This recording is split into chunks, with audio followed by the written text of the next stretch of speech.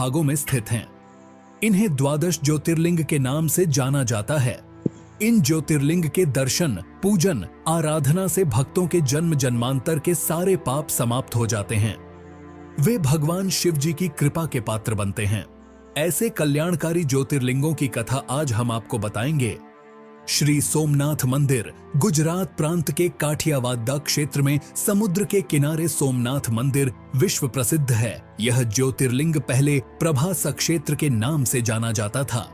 यहीं भगवान श्री कृष्ण ने जरा नामक व्याध के बाण को निमित्त बनाकर अपनी लीला का अंत किया था। इस ज्योतिर्लिंग की कथा का पुराणों में भी वर्णन है।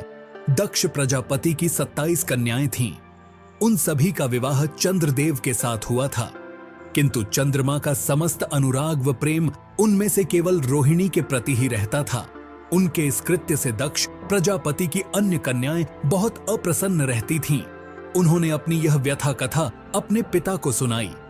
दक्ष प्रजापति ने इसके लिए चंद्रदेव को अनेक प्रकार से समझाया, किंतु रोहिणी के वशीभूत उनके हृदय पर इसका कोई प्रभाव नहीं पड़ा। दक्ष ने क्रुद्ध होकर उन्हें क्षयग्रस्त हो जाने का शाप दे दिया। इस शाप के कारण चंद्रदेव तत्काल क्षयग्रस्त हो गए। उनके क्षयग्रस्त होते ही पृथ्वी पर सुधा शीतलता वर्षण का उनका सारा कार्य रुक गया। चारों ओर त्राही त्राही मच गई। चंद्रमा भी बहुत दुखी और चिंतित रहने लगे थे।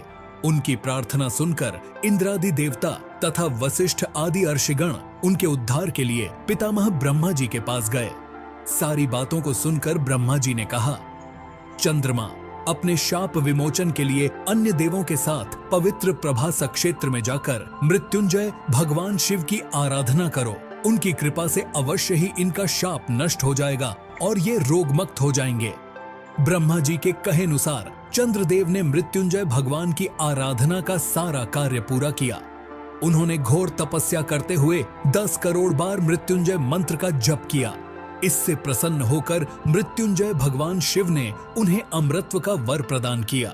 उन्होंने कहा, चंद्रदेव, तुम शोक न करो।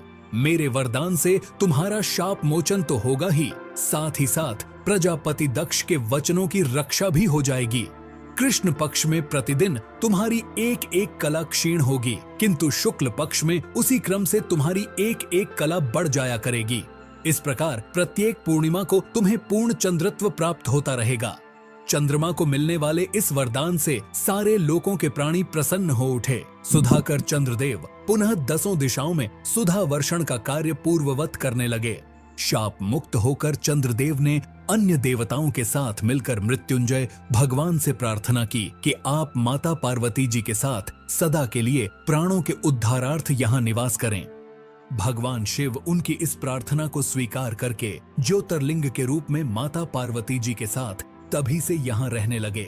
पावन प्रभास क्षेत्र में स्थित इस सोमनाथ ज्योतिर्लिंग की महिमा महाभारत, श्रीमद् भागवत तथा स्कंद पुराण आदि में विस्तार से बताई गई है। चंद्रमा का एक नाम सोम भी है। उन्होंने भगवान शिव को ही अपना नाथ स्वामी मानकर यहाँ तपस्या की थी, इसलिए इस ज्योतिर्लिंग को सोमनाथ कहा जाता है। श्री मल्लिकार्जुन आंध्र प्रदेश में कृष्णा नदी के तट पर दक्षिण का कैलाश कहे जाने वाले श्री शैल पर्वत पर श्री मल्लिकार्जुन ज्योतिर्लिंग स्थित है। महाभारत, शिव पुराण तथा पद्म पुराण आदि धर्म ग्रंथों में इसकी महिमा और महत्ता का विस्तार से वर्णन किया गया है।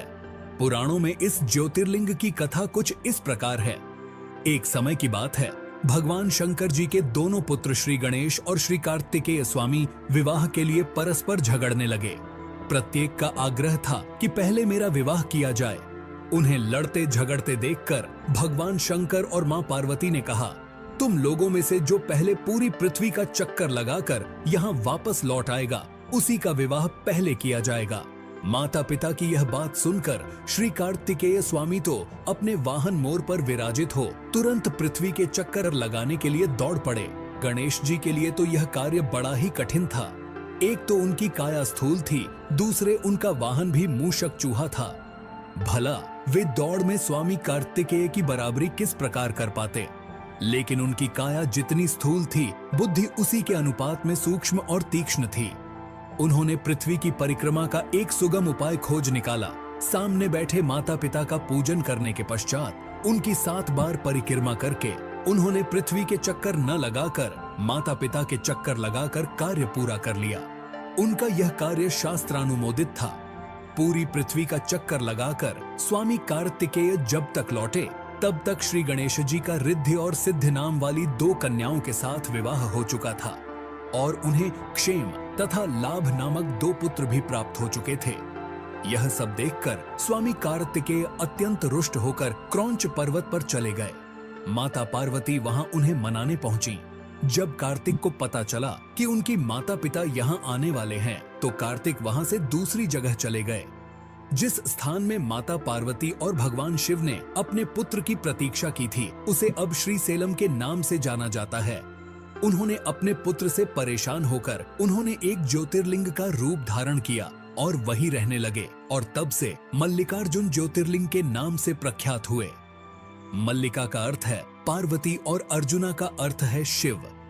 इस मल्लिकार्जुन शिवलिंग का दर्शन पूजन एवं अर्चन करने वाले भक्तों की सभी सात्विक मनोकामनाएं पूर्ण हो जाती हैं। दैहिक, दैविक, भौतिक सभी प्रकार की बाधाओं से वे मुक्त हो जाते हैं। श्री महाकालेश्वर यह परम पवित्र ज्योतिर्लिंग मध्य प्रदेश के उज्जैन नगर में है। क्षिप्रा नदी के तट पर स्थित उज्जैन प्राचीन काल में उज्जैनी के नाम से विख्यात था। इसे अवंतिकापुरी भी कहते थे। यह भारत की परम पवित्र सप्तपुरियों में से एक है।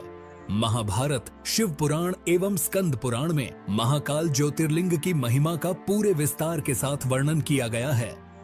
इस ज्योतिर्लिंग के विषय में एक कथा इस प्रकार कही जाती है। किसी समय अवंतिकापुरी में वेदपाठी तपोनिष्ठ एक अत्यंत तेजस्वी ब्राह्मण रहते थे।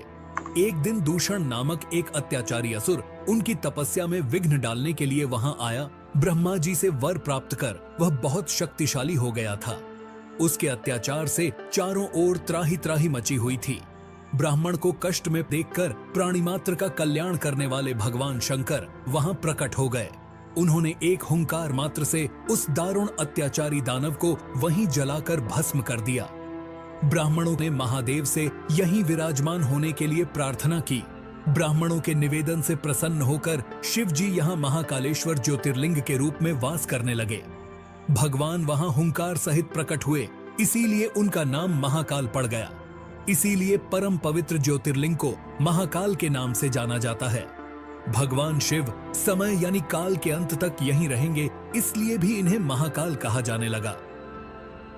श्री ओंकारेश्वर यह ज्योतिर्लिंग मध्य प्रदेश में पवित्र नर्मदा नदी के तट पर ओम आकर के पर्वत पर स्थित है। इस स्थान पर नर्मदा के 2 धाराओं में विभक्त हो जाने से बीच में एक टापू सा बन गया है। इस टापू को मानधाता पर्वत या शिवपुरी कहते हैं। नदी की एक धारा इस पर्वत के उत्तर और दूसरी दक्षिण होकर बहती है। दक्षिण वाली धारा ही मुख्य धारा मानी जाती है। इसी मानधाता पर्वत पर